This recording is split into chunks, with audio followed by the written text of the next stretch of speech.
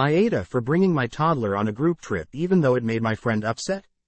Hey again. I went through your comments on my previous post, as well as your replies to my own comments, and managed to come to terms with the fact that Angie and I can no longer be friends with Zoe.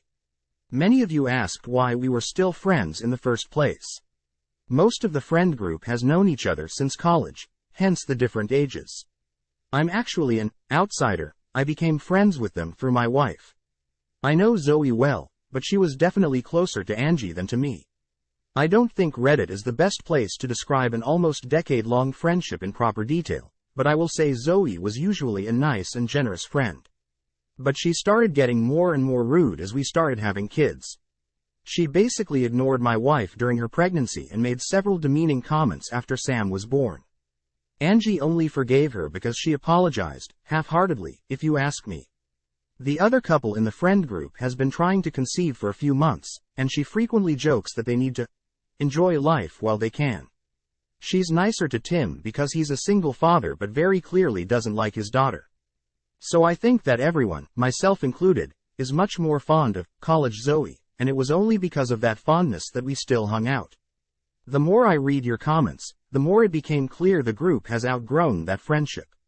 Looking back, I feel awful about my efforts to keep Sam and Zoe apart.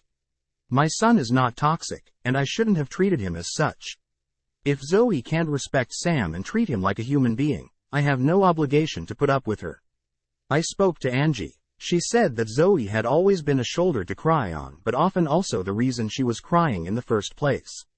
She told me it had been hard to accept that, but Zoe's behavior during the trip was the last straw. We agreed to end our friendship with her.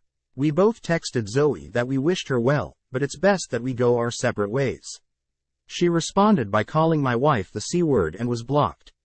We later found out she'd complained to the rest of the group, plus some other mutuals, that we'd become selfish, entitled parents, that let our kid ruin her vacation before cutting her off.